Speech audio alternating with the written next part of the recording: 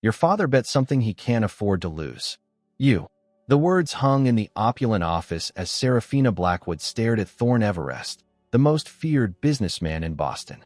His steel gray eyes showed no emotion as he placed a stack of IOUs on the mahogany desk between them. This is absurd. People aren't collateral. Sarah's voice remained steady despite the hammering in her chest. At 22, she'd spent her life protected by her family's once respected name and the sheltered upbringing her mother had insisted upon before her death. Thorne leaned back in his leather chair. Your father didn't seem to think, so when he put your name down after losing $500,000 at my casino, he pushed the papers toward her. His signature. On every page. Sarah scanned the documents, recognizing her father's desperate scrawl. The final page contained terms that made her stomach drop. In lieu of monetary payment, I offer my daughter's services to Mr. Everest until such time as the debt is considered paid. You can't possibly expect me to. What? Spread your legs. Thorne's mouth curved into a cold smile. Don't flatter yourself, Miss Blackwood. I have no interest in your virtue. I need an assistant, not a whore. Sarah flinched at his crudeness. Then why am I here? Because your father is currently being treated for alcohol poisoning at Massachusetts General after trying to kill himself last night when he realized what he'd done. Thorne's voice remained flat. The doctors say he'll recover. His reputation, however, won't. The room tilted briefly as Sarah processed this information. Her father, gambling again, breaking his promises. And now this. You have two options, Thorne continued. Work for me for 1 year to clear the debt, or I'll ensure every business in Boston knows what kind of man Richard Blackwood really is. Your family's remaining social connections will evaporate. Your father will face criminal charges for fraud on several counts I've been tracking. Your choice. That's extortion. That's business. Sarah clutched her handbag, mind racing. They had already lost the Beacon Hill townhouse after her mother's medical bills. The small apartment in Dorchester was all they had left. What would this assistant position entail? Thorne's expression remained unreadable. You'll live at my estate. Be available 24/7. Handle my schedule, correspondence, and whatever tasks I deem necessary. And after 1 year, the debt is cleared in full, with a reference if you prove competent. Sarah stood, needing to feel some control. I need to see my father. The car is waiting downstairs. You have until tomorrow morning to decide. 24 hours later, Sarah stood in the grand foyer of Thorne Everest's Beacon Hill mansion, the same neighborhood her family had once called home. The irony wasn't lost on her. Your quarters are upstairs, East Wing, said Eloise Winthrop, the stern-faced housekeeper who'd greeted her at the door. Mr. Everest expects you ready to work in 30 minutes. Or something appropriate. The quarters turned out to be a suite larger than their entire apartment. The closet was filled with clothing in her size, conservative pencil skirts, blouses, and sensible heels. As she dressed, Sarah replayed yesterday's hospital conversation with her father, his eyes vacant with shame. It was supposed to be a sure thing, Serafina. I was going to win back everything. Ms. Blackwood. Thorne's voice cut through her thoughts as she entered his home office precisely 30 minutes later. Your first task is to reorganize these files by date, importance, and potential ROI. When you're done, there are 3 years of receipts that need cataloging for tax purposes. Sarah looked at the towering stacks. This will take weeks. Then you'd better start now. He didn't look up from his computer. Oh, and you'll need to prepare for the Chandler Foundation Gala tomorrow night. You'll accompany me. As your date. This got his attention. Thorne's eyes flicked up, cold and dismissive. As my assistant, Ms. Blackwood. To carry my phone and remember names I choose to forget. Speaking of which, he slid a thick binder across the desk. Memorize these profiles of everyone attending. I expect you to know their businesses, spouses, children, and vulnerabilities by tomorrow evening. Vulnerabilities? A smile ghosted across his face, never reaching his eyes. Everyone has something to lose, Ms. Blackwood. As you've recently discovered.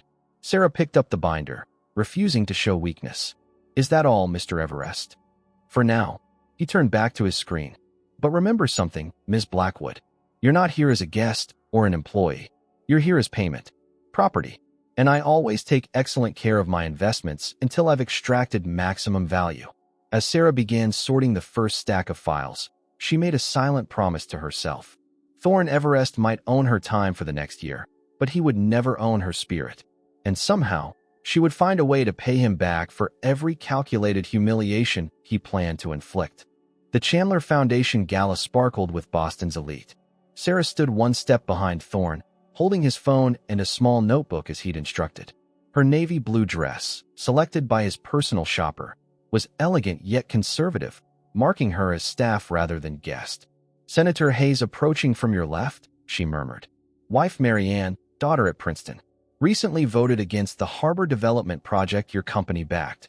Thorne gave an imperceptible nod before plastering on a smile that transformed his face. "Senator, Mary Ann, how's Caroline enjoying Princeton?" Sarah observed his chameleon-like ability to charm with practiced precision. The same man who'd spent the morning barking orders at her now laughed warmly with people he clearly despised based on the notes he'd made in the profiles. "Glass of champagne, Miss Blackwood?"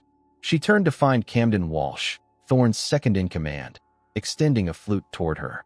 His smile seemed genuine compared to his boss's calculated expressions. "I'm working, Mr. Walsh." "Thorne won't mind. He's busy playing the benevolent dictator." Camden's blue eyes sparkled with mischief. "Besides, you look like you could use it after a week with him." Sarah hesitated before accepting. "Thank you. How are you settling in?" "Eloise showing you the ropes." "Ms. Winthrop has been informative." Sarah chose her words carefully. The housekeeper maintained a chilly formality that matched the mansion's atmosphere. "She's loyal to a fault. Been with the Everests since Thorne was a boy." Camden sipped his drink. Back when he still knew how to smile for real. "What happened to him?" Camden's expression darkened. "Ask about the summer he turned 14. Just not when he's within earshot." He nodded toward an approaching Thorne and melted into the crowd. 3 hours later, Sarah's feet ached in the designer heels as she trailed Thorne to the waiting car. "You were adequate," he said as the driver pulled away from the venue. "Though you need to work on your tells." "My tells?" "You flinch when someone mentions your father. Your lips tighten when I'm particularly cutting to someone. And you were drinking with Walsh when you should have been focusing on the Winthrop Industries CEO I was speaking with." Sarah straightened. "I didn't miss anything Mr. Winthrop said about his company's pipeline issues or his wife's charity work." Thorne's eyebrow rose slightly. "And his daughter's recent rehab stay?" Which he disguised as a wellness retreat in Arizona, but actually was cocaine addiction treatment at Sierra Tucson, completed 3 weeks ago. A flash of approval crossed his face before vanishing. Perhaps not completely inadequate then. The following morning, Sarah found herself alone in Thorne's home office, filing correspondence while he attended a meeting downtown. She worked methodically until a framed photograph on a bookshelf caught her attention. It showed a much younger Thorne, perhaps 16, standing beside a striking woman with his same steel-gray eyes. Unlike the cold man she knew, the teenage Thorne beamed with unguarded happiness. The woman had her arm around him, their resemblance unmistakable. "That's his mother, Catherine." Sarah jumped at Eloise's voice behind her. "I'm sorry, I was just curious." Eloise approached, studying the photograph with a softness that transformed her stern features. "That was taken at their summer house in Nantucket. Before everything changed." Sarah waited, hoping the housekeeper would continue. "She died that winter. Cancer." Mr. Everest was never the same. Eloise straightened an already perfect row of books. His father remarried 6 months later to a woman barely older than Thorne himself. "That's terrible." The new Mrs. Everest made it clear there was no place for Thorne in their life. Packed him off to boarding school immediately. Eloise's voice hardened. When Mr. Everest Sr. died 3 years later, she contested the will that left everything to Thorne. Said Catherine had manipulated her husband into favoring her son. What happened? Thorne was 19. Used what money he could access to hire the best lawyers in Boston. Destroyed her case and her reputation. A grim smile touched Eloise's lips. That's when people started noticing him. The boy who built an empire from spite. The story remained with Sarah throughout the day, coloring her perception as she watched Thorne ruthlessly dissect a business proposal on his return. That evening, Thorne hosted a dinner for potential investors. Sarah stood ready to provide information as needed, but he ignored her entirely until one investor questioned the viability of expanding into emerging markets. "Ms. Blackwood, the projection figures for Vietnam." Sarah froze. Those weren't in her briefing materials. "I don't have those numbers, Mr. Everest." The table fell silent. Thorne's eyes locked on hers, expectant and cold. I wasn't briefed on Vietnam, she added, refusing to take blame for his oversight. Interesting. Thorne's voice was soft. Dangerous. Because they were in the blue folder I gave you this morning. You gave me the red folder. For Malaysia. His eyes narrowed. Are you contradicting me, Miss Blackwood? The challenge hung in the air. Thorne was testing her, perhaps even setting her up to fail. Yes, she said clearly. I am. A collective intake of breath around the table. No one contradicted Thorne Everest. The blue folder is still on your desk. I can retrieve it if you'd like the correct figures presented. Time stretched between them, a silent battle of wills. That won't be necessary. Thorne turned to the investor with a thin smile. I appear to have made an error. We'll discuss Vietnam at our next meeting. Later, as guests departed, Thorne cornered her in the hallway. Don't ever contradict me in public again. Sarah stood her ground. Don't ever lie to make me look incompetent. You work for me. I work off my father's debt. That doesn't make me your punching bag. Something shifted in his expression. Surprise, perhaps even respect. Most people fear me too much to speak the truth, Miss Blackwood. I'm not most people. For a moment, the mask slipped, and Sarah glimpsed something rare, genuine curiosity in Thorne Everest's eyes. No, he said quietly. You're not. 3 weeks into her captivity, Sarah found herself alone in Thorne's library at midnight. She hadn't meant to snoop, but when she'd spotted the filing cabinet labeled Blackwood while retrieving market reports, curiosity overwhelmed caution. The folder contained newspaper clippings dating back 25 years. Most featured her father alongside Thorne's father, Douglas Everest, business partners in a venture called Meridian Holdings. The final clipping reported the company's dissolution following irreconcilable differences between founding partners. You shouldn't be in here. Sarah whirled to find Thorne in the doorway, tie loosened after his late meeting. I'm sorry, I was just looking into things that don't concern you. He crossed the room and snatched the folder. My father's business with yours very much concerns me, Sarah countered, especially if it relates to why I'm here. Thorne's jaw tightened. Your debt has nothing to do with ancient history. Then why keep the file? I keep files on everyone. Their standoff was interrupted by Thorne's phone. His expression darkened as he answered. A pause. Secure the site. No police. I'll be there in 20. He pocketed his phone. Come with me. Where? The Boston Seaport development. There's been a breach. 30 minutes later, they walked through a partially constructed luxury high-rise. Camden Walsh waiting with security personnel. 3rd floor. Someone cut through the safety barriers and damaged the support beams, Camden reported. Could have killed workers tomorrow morning. Sarah followed them to the site where jagged cuts marked key structural components. Sabotage, she asked. Thorne nodded grimly. The 5th incident this month.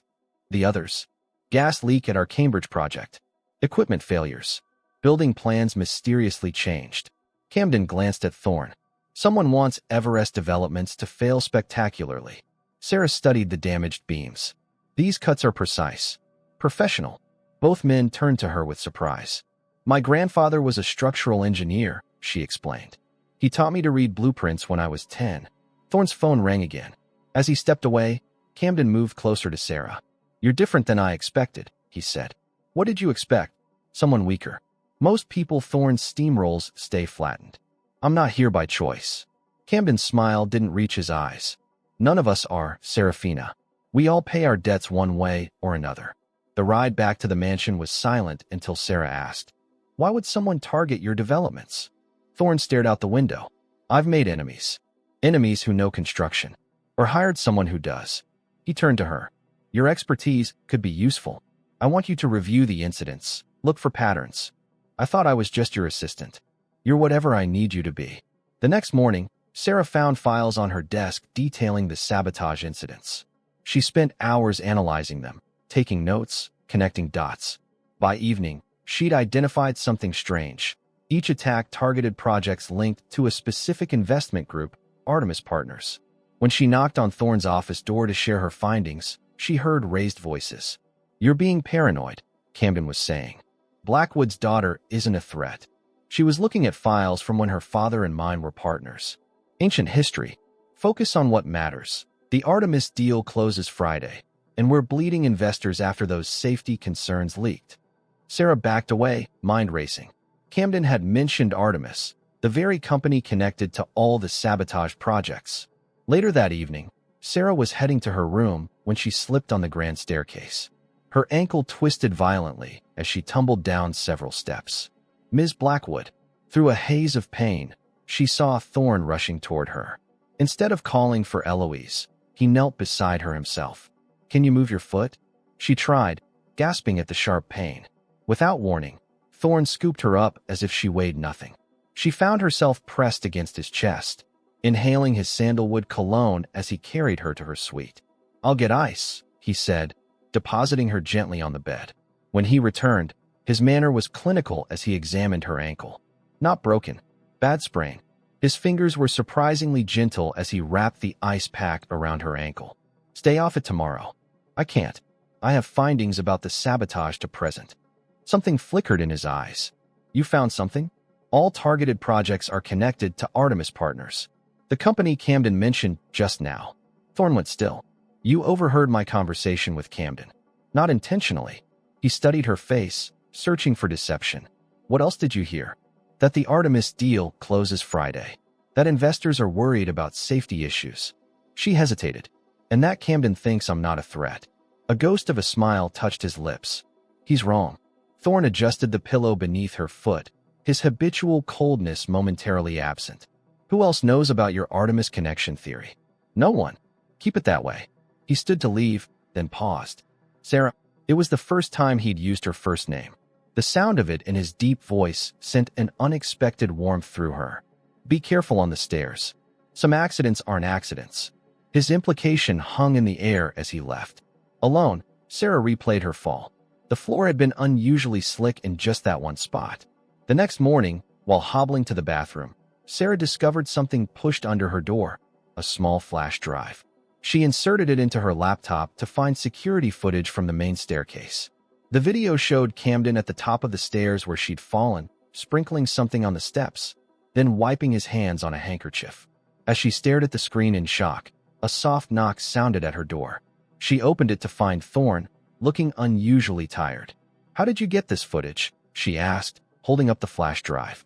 "I had security cameras installed after my stepmother tried to have me killed when I was 19. His voice was matter-of-fact. "Trust doesn't come naturally to me." Their eyes met, and Sarah felt something shift between them. For the first time, Thorne wasn't looking at her as a debt to be paid or an assistant to be used, but as an ally. Without thinking, she reached out and touched his wrist, a small gesture of understanding. To her surprise, he didn't pull away. Instead, his fingers briefly pressed against her pulse point before releasing. "Why would Camden want to hurt me?" she asked. "Perhaps because you're seeing things the rest of us missed." Thorne's eyes hardened. "Or perhaps because you're starting to matter. Pack for 3 days. We leave in 30 minutes. Thorne's announcement came as Sarah was reviewing property assessments in his home office. Outside, the October sky threatened rain. "Where are we going?" "Nantucket. The Artemis deal is falling apart. I need to salvage it in person." An hour later, they boarded Thorne's private helicopter, the Boston skyline disappearing beneath them. Camden had been conspicuously absent that morning, handling matters in New York, according to Thorne. The helicopter landed near a sprawling gray-shingled house overlooking the Atlantic. White-capped waves crashed against the cliffs below. "Welcome to Saltwind," Thorne said as they entered. Unlike his Boston mansion's cold opulence, this place felt like an actual home. Comfortable furniture, weathered books, family photographs. "This is where the picture of you and your mother was taken," Sarah realized. Thorne paused, surprised she'd remembered. Yes, this was her favorite place. A housekeeper named Martha showed Sarah to a bedroom with a stunning ocean view. "Mr. Everest doesn't bring people here," she whispered conspiratorially. "You must be special."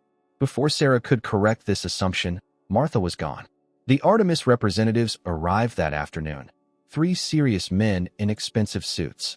Sarah provided documents and took notes while Thorne methodically addressed their concerns about the safety incidents. "My assistant has uncovered evidence suggesting sabotage targeted specifically at Artemis-connected projects," Thorne said, nodding for Sarah to present her findings. As she outlined the connections she'd discovered, Sarah noticed one investor, James Harrington, watching her with particular intensity. "Impressive analysis, Ms. Blackwood," he said when she finished. You have quite a mind for patterns. She has quite a mind for everything, Thorne replied, his tone almost proud. The meeting adjourned with tentative agreements to proceed, pending further security measures. As the investors departed for their hotel in town, Sarah felt Thorne's eyes on her. You did well, he said simply. The compliment, rare as a blue diamond, warmed her more than it should have. That evening, they were finishing dinner when Martha rushed in.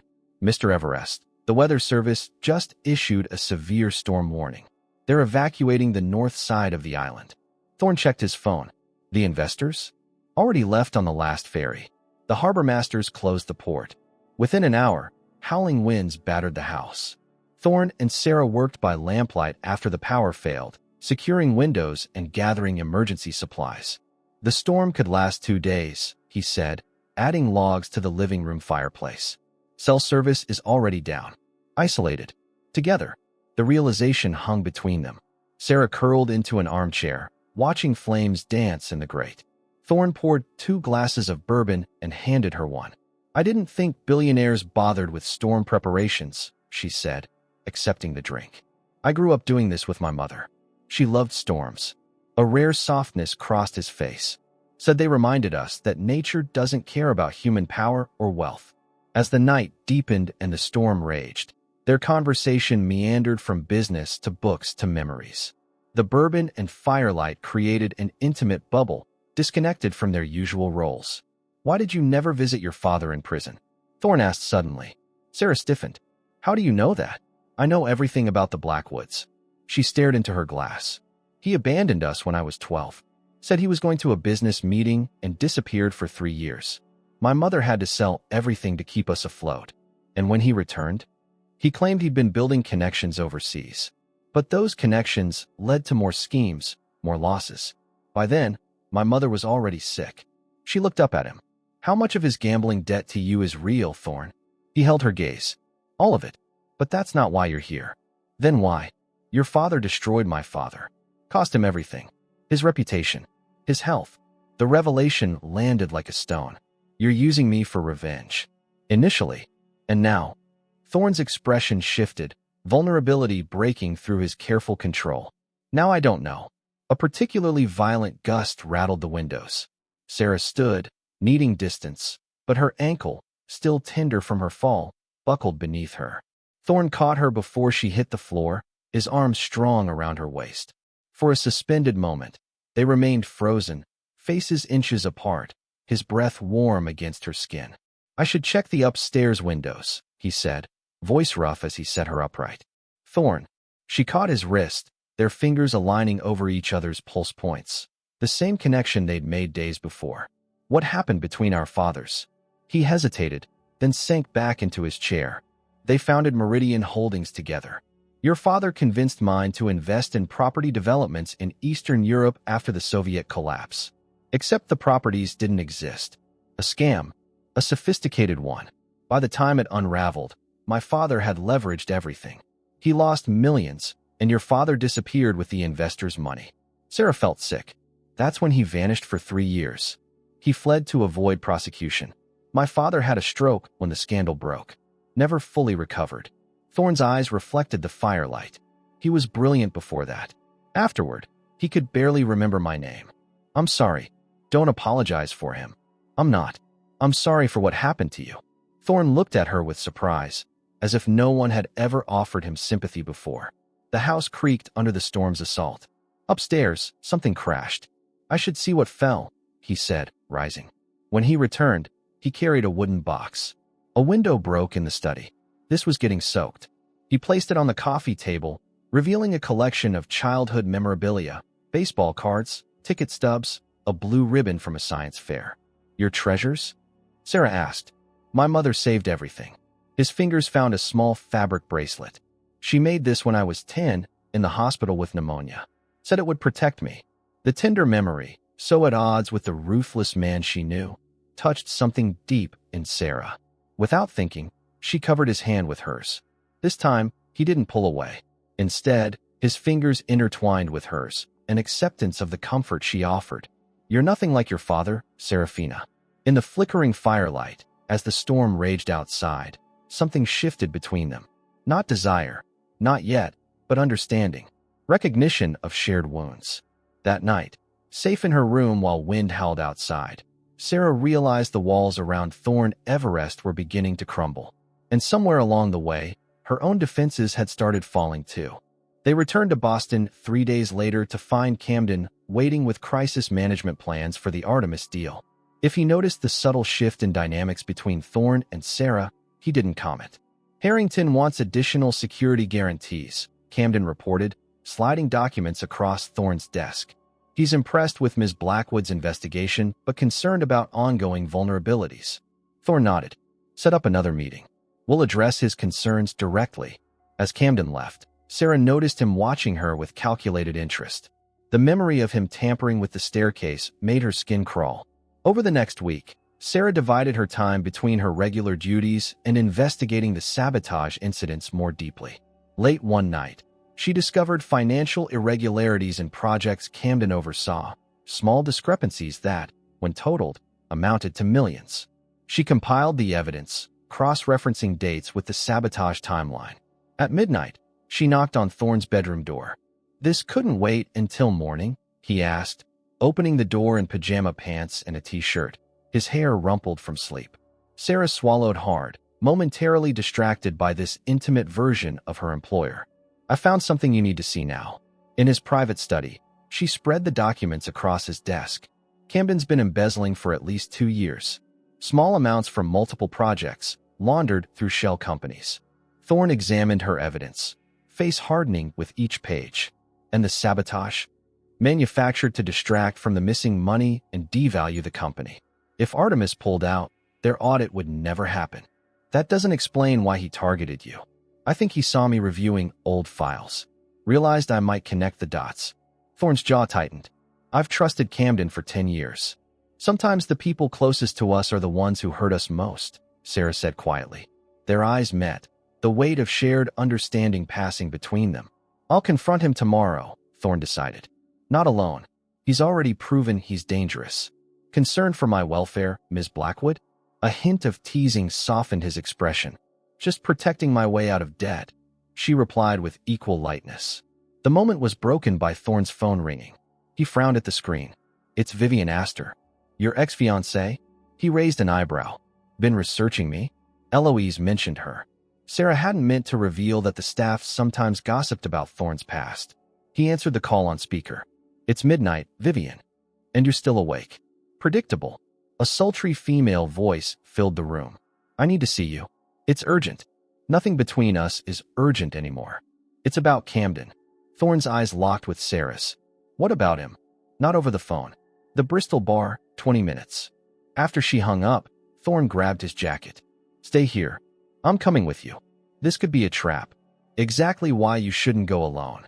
The Bristol's private lounge was nearly empty when they arrived. Vivian Astor, runway model thin with calculated elegance, occupied a corner booth, surprise flickering across her features when she spotted Sarah. "I said come alone, Thorne. Ms. Blackwood is my assistant. She stays." Vivian's perfect eyebrows arched. "Assistant? Is that what we're calling them now?" Sarah kept her expression neutral despite the insinuation. "What do you know about Camden?" Thorne demanded. Vivian sipped her martini. "He approached me 3 months ago. Wanted information about your investment strategies, security protocols. Offered significant compensation. And you're only mentioning this now." "I refused him." She set down her glass. "Until last week, when he threatened to expose certain indiscretions from our time together." "Blackmail. He's desperate," Thorne said something about covering his tracks before an audit. "Did he mention Artemis Partners?" Sarah asked. Vivian's eyes narrowed. "The assistant speaks." "Yes, actually. Said once the Artemis deal collapsed, he'd be untouchable." "Why are you telling us this?" Thorne asked. "Self-preservation. Camden's unraveling. I don't want to be collateral damage." She leaned forward. "He's planning something big at tomorrow's investor meeting. Something that will destroy you publicly." Back in the car, Thorne was silent, tension radiating from him. "Do you believe her?" Sarah asked. "Vivian lies as easily as breathing. But this aligns with what you found." At the mansion, Thorne immediately called security to lock down sensitive areas and began preparations for containing whatever Camden planned. Near dawn, Sarah brought coffee to his office. He'd been working through the night, dark circles under his eyes. "You should rest," she said. "There's no time. You can't stop Camden if you're exhausted." He rubbed his eyes. "You don't understand what's at stake. I understand Camden wants to destroy everything you've built. And I understand you're not alone in fighting him."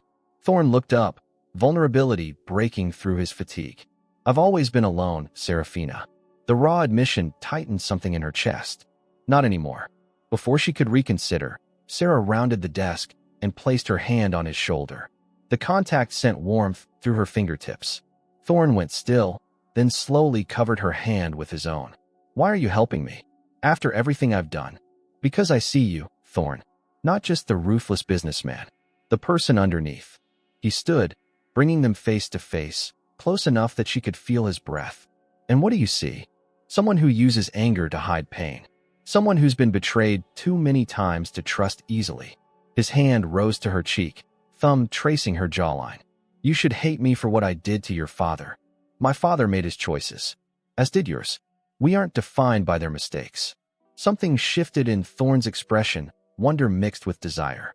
His gaze dropped to her lips, the question clear in his eyes.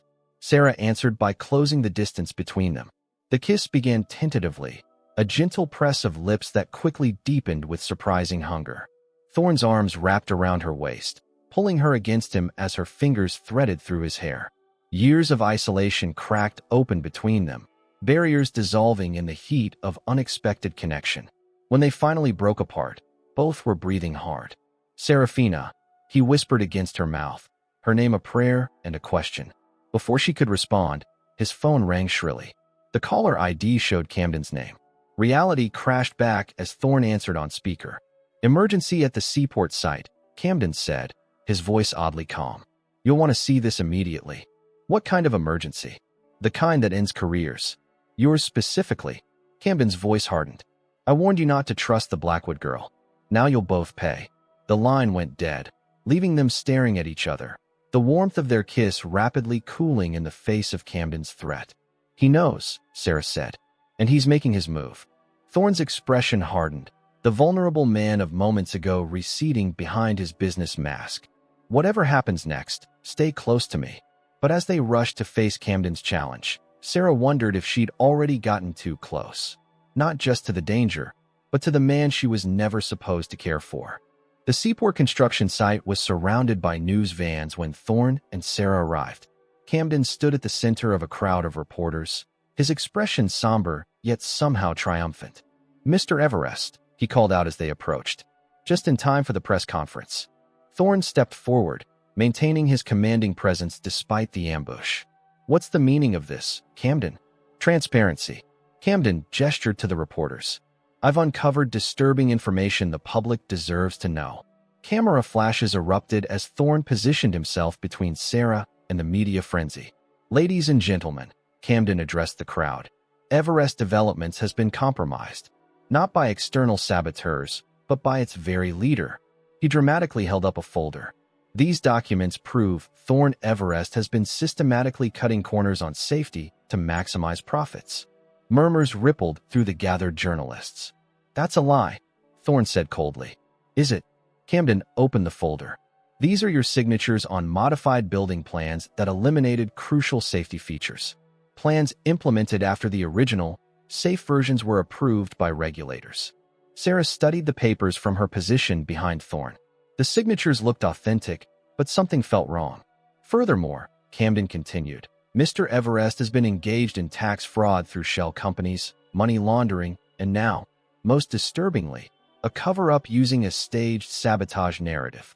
A reporter called out, "Is that why the Artemis deal is stalling?" "Artemis partners wisely backed away when I presented them with evidence," Camden confirmed. "As second in command, I felt ethically obligated to come forward." "Those documents are forgeries," Thorne stated, his voice carrying across the site. Camden smiled thinly. "Your assistant helped compile them. Isn't that right, Ms. Blackwood?" All eyes turned to Sarah, who felt her blood run cold. "I've done no such thing." "No." Camden's expression hardened. "Perhaps you were too busy continuing your father's legacy of fraud." "The apple doesn't fall far from the tree." With calculated precision, Camden turned back to the reporters. What many don't know is that Richard Blackwood, Serafina's father, was responsible for destroying Douglas Everest's health and fortune years ago. Now his daughter has wormed her way into Thorne's confidence, completing what her father started. The reporters erupted with questions. Camera lenses swiveled between Thorne, Sarah, and Camden like vultures tracking wounded prey. "That's enough," Thorne commanded, his voice slicing through the chaos. "This press conference is unauthorized. Security, clear the site." As guards moved to disperse the crowd, Camden played his final card. "Before you go, there's one more revelation." He held up a weathered document. DNA records proving that Richard Blackwood was the half-brother of Catherine Everest, Thorne's mother. Silence fell like a stone. "That's right," Camden said into the stunned quiet. "Serafina Blackwood is Thorne's first cousin, a fact they've both concealed while engaging in an inappropriate relationship." The accusation hung in the air as Camden handed copies to several reporters. "The full evidence package, including surveillance footage from Thorne's Nantucket house, is in your press kits." Thorne's face had gone pale, his normally controlled expression shattered. Before Sarah could reach for him, he turned and strode toward his car, leaving her standing alone before the flashing cameras. "Mr. Everest, is it true you're romantically involved with your cousin? Ms. Blackwood, did you know about this family connection? Was this a deliberate attempt to infiltrate Everest developments?" The questions pelted her like hail as Sarah pushed through the crowd after Thorne. By the time she reached the parking area, his car was already disappearing down the street. "Need a ride?" Camden appeared beside her, smiling pleasantly as if he hadn't just destroyed 2 lives. "You planned this all along," she said, voice shaking with rage. "Business is chess, not checkers. You were always just a pawn." He checked his watch. "Though I must admit, you lasted longer than expected. The documents about our families, they're fake." Camden's smile widened. "Are they? Your father changed his name before you were born. Did you never wonder why?" Doubt crept in despite her certainty. Her father had always been secretive about his past, claiming it was complicated. "Ask yourself why Thorne targeted your father specifically," Camden continued. "Family feuds run deep, Serafina." A car pulled up. Eloise, who must have been watching the news. Sarah climbed in without another word to Camden. "I tried to reach Mr. Everest," the housekeeper said as they drove away. "He's not answering." At the mansion, Sarah found chaos. Staff huddled around televisions showing footage from the press conference. Phones rang continuously with journalists seeking comment. She retreated to Thorne's study, desperate to find proof that Camden's claims were false. If the accusations about their relationship were damaging, the suggestion of incest was catastrophic. Hours passed as Sarah searched through files, finding nothing conclusive until she discovered a locked drawer in Thorne's desk. Remembering his mother's birthday from a photograph caption, she tried the date as the combination. The drawer slid open to reveal a wooden box containing old photographs and legal documents. Among them, her father's original birth certificate, showing he had been born Richard Keller, not Blackwood. Further documents revealed the truth. Richard had been adopted at age 5 by the Blackwood family, who had also fostered Catherine Keller years earlier. They had lived as siblings briefly, but shared no blood. Relief washed over Sarah, followed immediately by determination. She needed to find Thorne. When she turned to leave, Camden stood in the doorway. "Looking for escape routes?" he asked pleasantly, blocking her path. "You lied about my father and Catherine Everest. They were foster siblings, not blood relatives." Camden's eyes hardened. Clever girl. Too clever. He closed the door behind him. "Unfortunately, the damage is done. Thorne's reputation is in tatters, investors are fleeing, and the truth hardly matters now. Why destroy him like this? You could have just taken the money and disappeared. Because Thorne Everest stole something from me years ago. Something irreplaceable." A flash of raw hatred crossed Camden's face. "Vivian was supposed to be mine. We were together before she met him." The pieces clicked into place. This was never about money. The money is a bonus. Camden stepped closer. The real prize is watching him lose everything he values. His company, his reputation. His gaze raked over her. "And now you." Fear spiked through Sarah as she realized the danger she was in. Camden had already tried to hurt her once. Now, with nothing left to lose, what would stop him from doing worse? "Security will be here any minute," she bluffed. "Security answers to me now." Camden smiled coldly. Thorne's authorization codes were changed an hour ago. The staff thinks he's had a breakdown. Sarah subtly pressed her wrist against the desk edge, activating the panic button on her watch, a precaution Thorne had insisted upon after her accident on the stairs. "What happens now?" she asked, stalling for time. "Now you disappear, Miss Blackwood, just like your father did all those years ago." Camden reached inside his jacket. "Though your disappearance will be more permanent." Sarah lunged for the door, but Camden was faster, grabbing her arm and pressing something against her neck. A sharp sting, then spreading numbness. As darkness claimed her vision, her last coherent thought was of Thorne and whether he would ever learn the truth about their families before it was too late. Thorne sat alone in his Nantucket house, a glass of scotch untouched beside him as he stared at the churning ocean. For 24 hours, he had ignored the incessant calls from board members, attorneys, and PR teams attempting damage control. The revelation about Serafina, about their potential blood connection, had shattered something fundamental within him. Not just the humiliation of the public exposure, but the realization that the first person he had allowed himself to care for in years was forbidden to him. His phone rang again. This time, the screen displayed Eloise's name. He nearly ignored it until a nagging sense of responsibility made him answer. "What is it?" "Mr. Everest, Miss Blackwood is missing." Eloise's normally composed voice trembled slightly. Thorne sat up straight. "What do you mean, missing?" "She was in your study researching something about your mother and her father." Then Mr. Walsh arrived. Security footage shows them arguing. Then the cameras cut out. "That was 16 hours ago. Have you called the police?" Mr. Walsh told staff you'd ordered no outside authorities involved in company matters. He said Ms. Blackwood left on your orders. Cold dread settled in Thorne's stomach. "Eloise, listen carefully. Camden Walsh no longer works for me. He's dangerous. Lock down the house and call the police immediately." "There's something else," Eloise continued. "Before the cameras went out, Ms. Blackwood activated her panic signal, and she left something in your study. Items arranged in a strange pattern on your desk." "What pattern?" "A watch placed beside a letter opener, their ends touching, forming a cross, and a series of numbers scratched onto a notepad, 4-1-2-2-5. Thorne's breath caught. The gesture they had shared, wrists touching, pulses aligned, and numbers that meant nothing to anyone but him. 4-1-2-2-5, he murmured. "It's an address. For 1225 Harbor Point, the abandoned Meridian warehouse. But that property's been empty for years. It's where my father and Richard Blackwood started their company."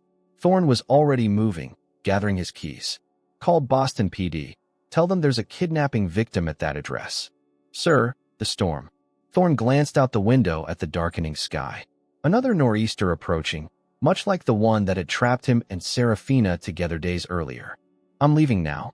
Have my helicopter ready."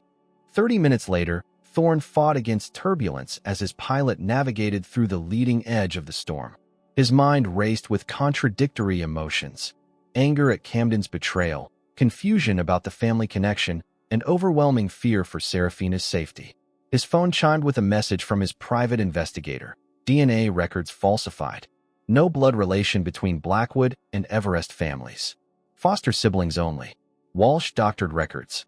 Relief flooded through him, quickly replaced by renewed urgency. Serafina had likely discovered the same truth before Camden took her. The helicopter couldn't land in Boston due to wind conditions, forcing them to touch down in Cambridge. Thorne commandeered a car and fought through storm-snarled traffic toward the waterfront district.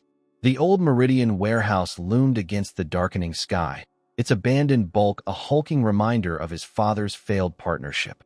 Thorne approached cautiously, noting a single luxury sedan parked behind the building, Camden's. Inside, the vast space echoed with the storm's assault on the metal roof. Thorne moved silently through the shadows, following the sound of voices until he reached a walled-off former office area.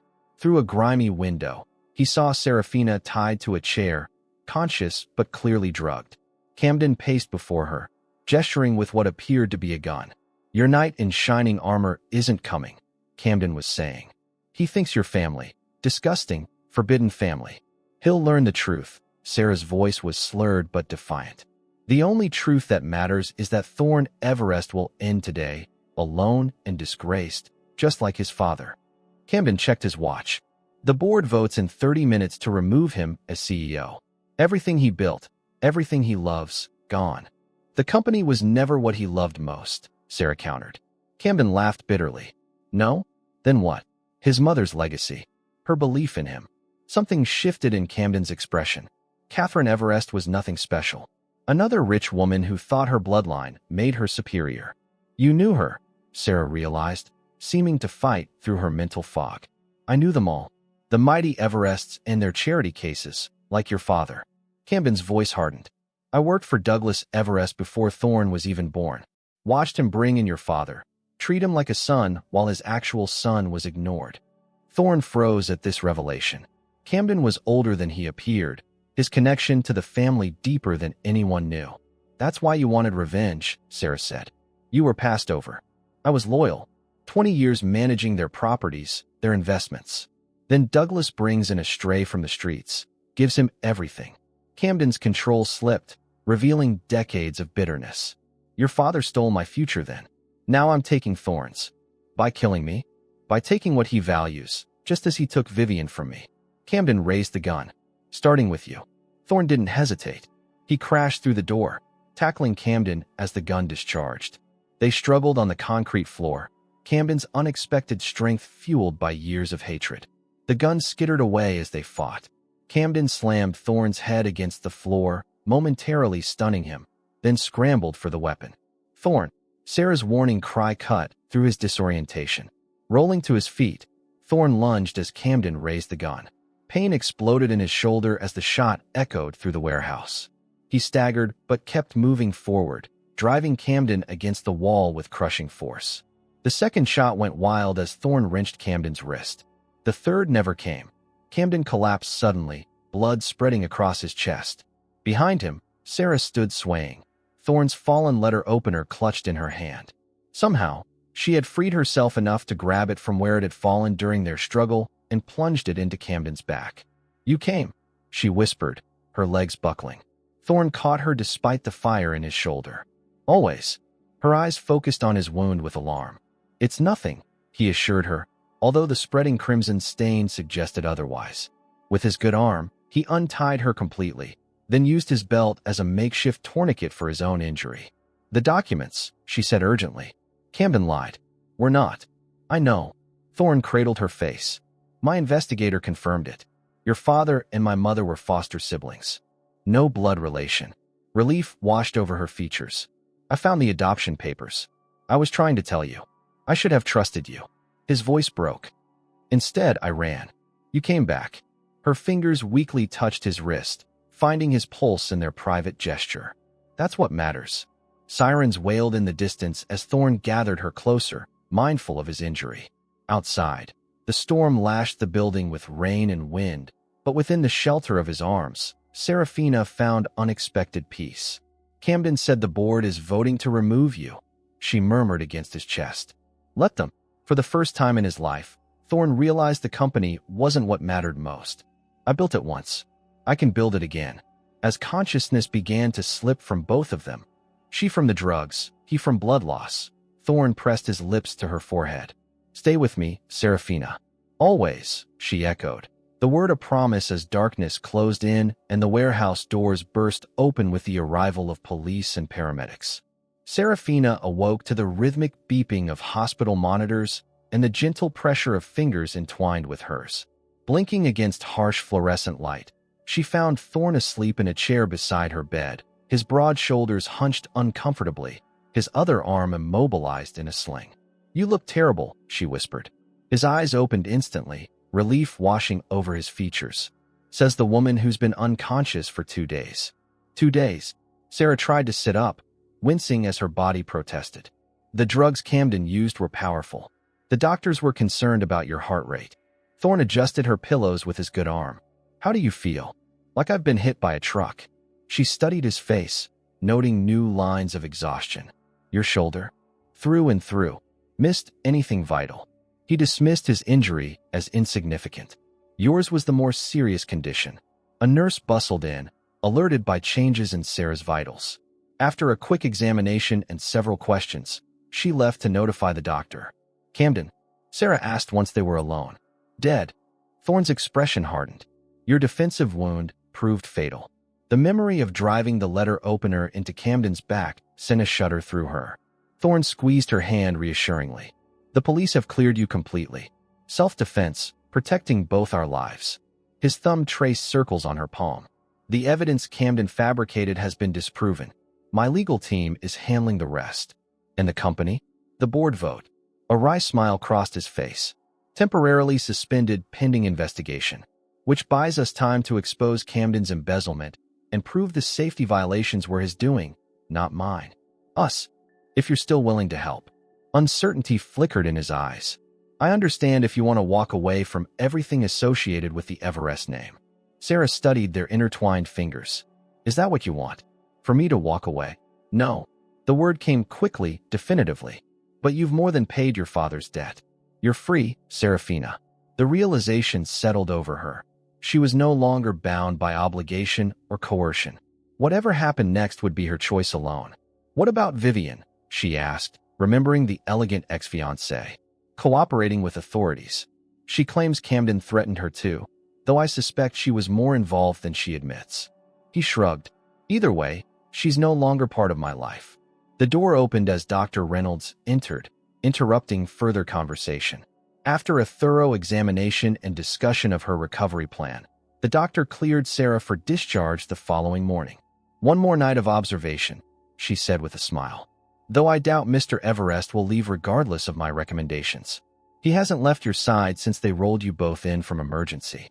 After she departed, Sarah turned questioning eyes to Thorne. You stayed the entire time? I told you before, he said softly. I'm not leaving you again.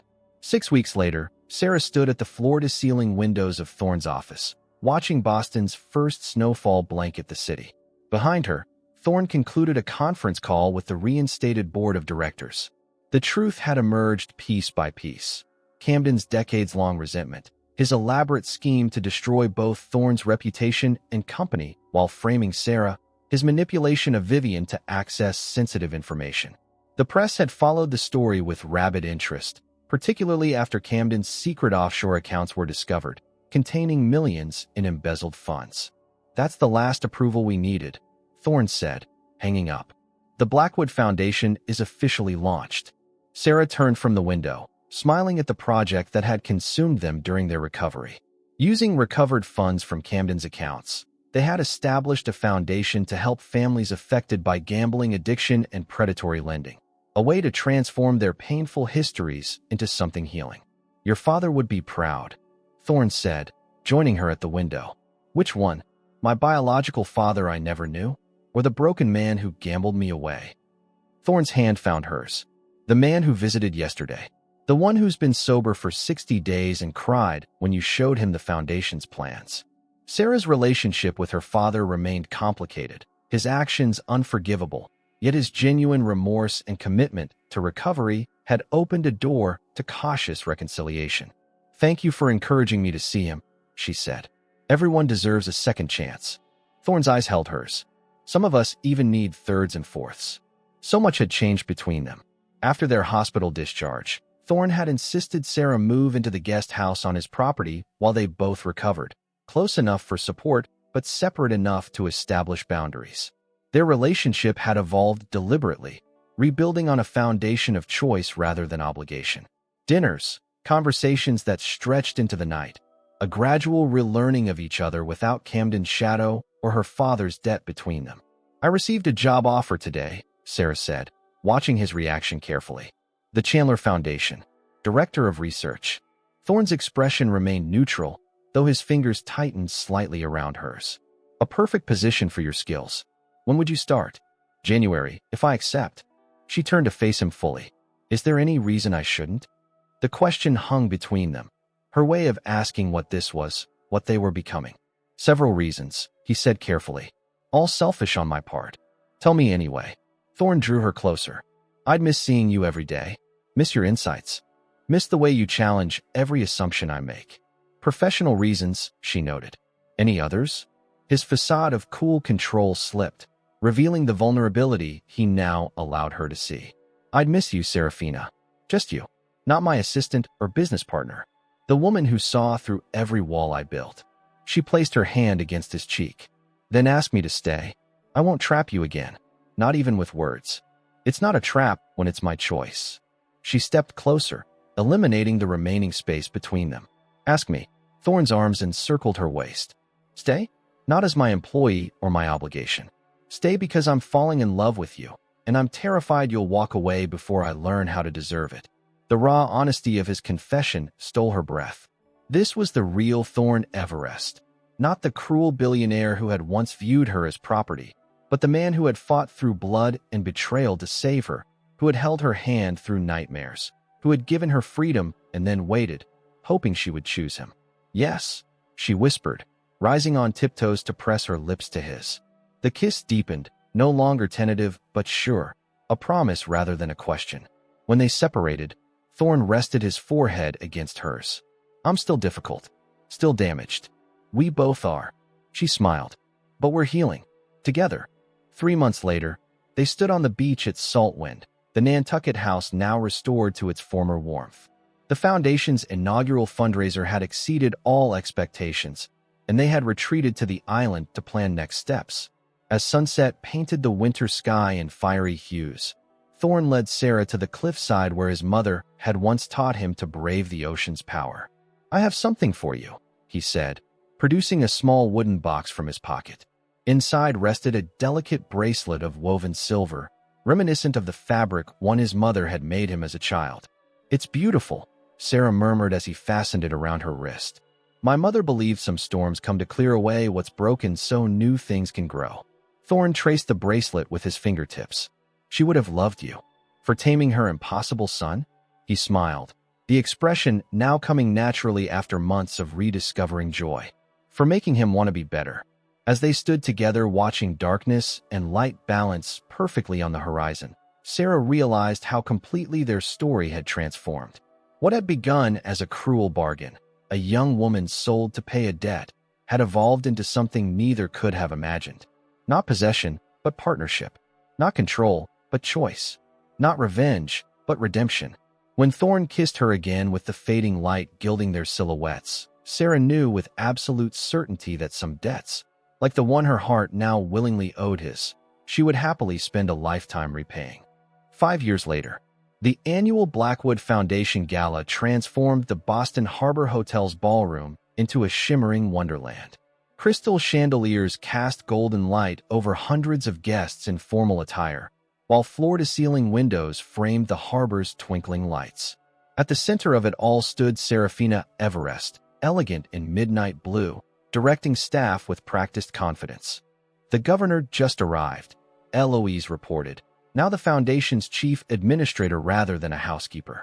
The years had softened her once stern demeanor, especially around the children from the Foundation's family support programs. Show him to table 3, Sarah instructed, and find out where my husband disappeared to. His speech is in 20 minutes. As Eloise departed, Sarah surveyed their accomplishment with quiet pride. What had begun as a modest initiative had grown into one of New England's most influential charitable organizations, having helped over 2,000 families rebuild lives shattered by addiction and debt. Looking for me? Thorne's voice came from behind as his arms encircled her waist. She leaned into his embrace. You can't hide from your speech, Mr. Everest. I wasn't hiding. He pressed a kiss to her neck. I was securing a commitment from Madison Financial. Another $1 million for the scholarship program. Sarah turned to face him, recognizing the familiar spark in his eyes. No longer cold calculation, but passionate purpose. You're impossible. So you've told me. Repeatedly. His smile held the ease that had once seemed unimaginable on his severe features. For 5 years, 1 month, and 17 days. You're counting from our wedding? From the moment you first defied me at the Chandler Gala. He traced the silver bracelet that never left her wrist. When I realized you weren't like anyone else. Their path to marriage hadn't been straightforward. After the events with Camden, they had taken time to heal, both physically and emotionally. Sarah had accepted the position at the Chandler Foundation, insisting on professional independence even as their personal relationship deepened.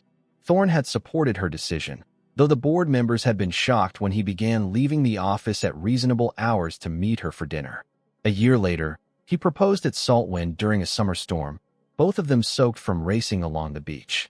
2 months after that, they married in a private ceremony with only Eloise, Richard Blackwood, 2 years sober by then, and a handful of trusted friends in attendance.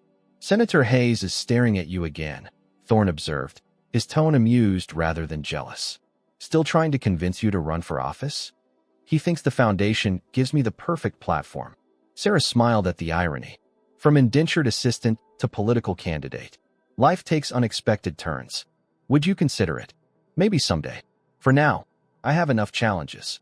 She nodded toward the entrance where a striking young woman had just arrived. "Your sister's here." Avery Everest, Thorne's half-sister from his father's second marriage, had appeared in their lives 3 years earlier, a 19-year-old runaway seeking family after her mother's death. Initially wary, Thorne had gradually opened his heart to this unexpected connection, another piece of healing neither had anticipated. "She brought Marcus," Thorne noted, referring to Avery's boyfriend who ran the foundation's youth outreach program. "She also brought that portfolio of designs. She wants your opinion on her first architectural collection." Pride flickered across Thorne's face. "She has talent. Like her brother." Sarah squeezed his hand. Speaking of family, she guided his attention to a quiet corner where Richard Blackwood sat with a group of men from the foundation's recovery program. After years of struggle, he had become one of their most effective counselors, his own hard-won sobriety lending authenticity to his guidance. "He's 5 years clean today," Sarah said softly. Thorne's expression held the complex mixture of emotions that characterizing their relationship with Richard, neither forgetting the past nor dwelling in it. "We should acknowledge that in the speech." Already added it. Their moment was interrupted by James Harrington, now their most significant donor. The Everest power couple, working even during their own gala. "We're celebrating 5 years of the foundation," Thorne replied, shaking his hand. "Work is the least of what brought us here." As Harrington engaged Thorne in conversation about their newest initiative, transitional housing for families rebuilding after financial collapse, Sarah felt a familiar tug on her gown. Auntie Sarah, 4-year-old Lily, Vivian's daughter, beamed up at her with missing tooth smile. "Mommy says it's almost time for the special announcement." Vivian approached, her own transformation one of the unexpected outcomes of the Camden ordeal. After cooperating with authorities, she had sought genuine redemption, eventually becoming the foundation's outreach coordinator and discovering a talent for connecting with struggling families.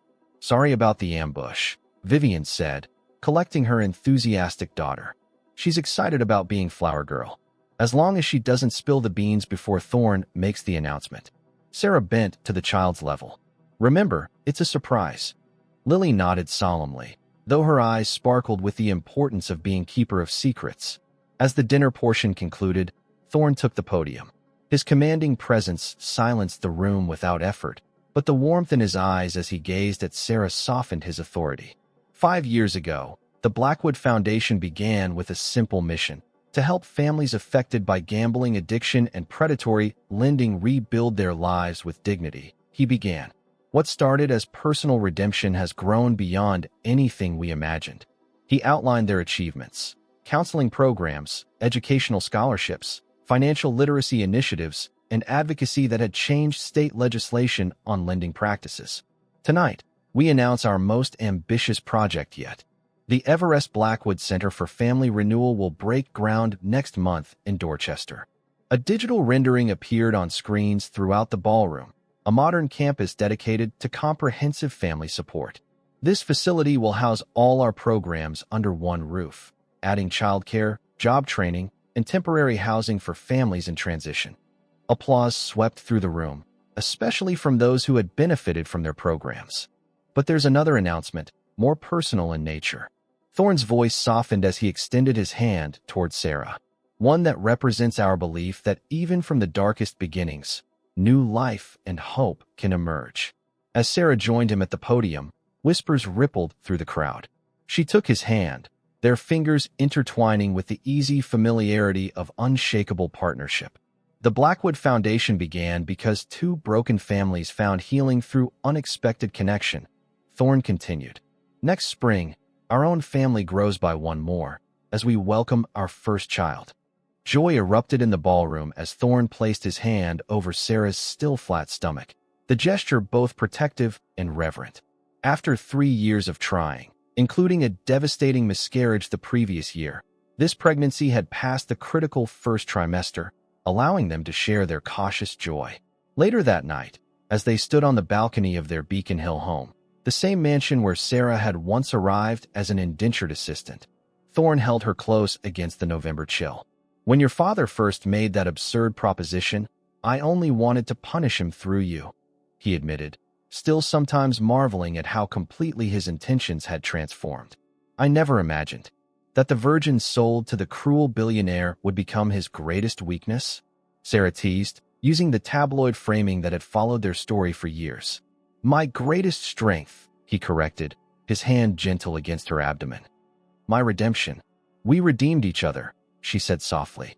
Below them, Boston continued its nighttime rhythm, the same city where their story had begun with coercion and cruelty. The path from that beginning to this moment, wrapped in love freely given and received, had been neither straight nor easy. There had been setbacks beyond Camden's betrayal, board members resistant to Thorne's more compassionate business practices, public skepticism about their relationship's origins, the emotional minefield of integrating Avery into their lives, Sarah's miscarriage that had tested their resilience. Through each storm, they had discovered deeper layers of strength in themselves and each other. "Catherine Olivia, if it's a girl," Thorne murmured against her hair, naming the child for his mother and hers. "Douglas Richard, if it's a boy." Sarah turned in his arms, searching his face in the moonlight. "Are you sure about Richard?" "The name doesn't carry the sins of the man," Thorne said. "And without him, however flawed his choices, we wouldn't be here." In that moment, Sarah recognized how completely the transformation had occurred, from a man armored against hurt to one who could acknowledge pain without being defined by it. From a woman trapped by circumstance to one who had helped forge a legacy of healing. "I love you," she said simply, the words carrying the weight of their improbable journey. Thorne's kiss was his answer, tender yet passionate, familiar yet still thrilling after all they had survived together. When they separated, his expression held the unguarded happiness that had once seemed impossible for the lonely, bitter man she'd first encountered. "Always," he promised, the word that had sustained them from a warehouse floor soaked with blood to this moment brimming with hope. As they returned inside, fingers intertwined and hearts beating in rhythm, Serafina Everest reflected on the strange mathematics of fate, how the ugliest beginnings could, with courage and choice repeated daily, equal the most beautiful outcome. How being sold as payment for a debt had somehow purchased the immeasurable wealth of true partnership. And how sometimes, defying a cruel billionaire was the first step toward helping him find his soul.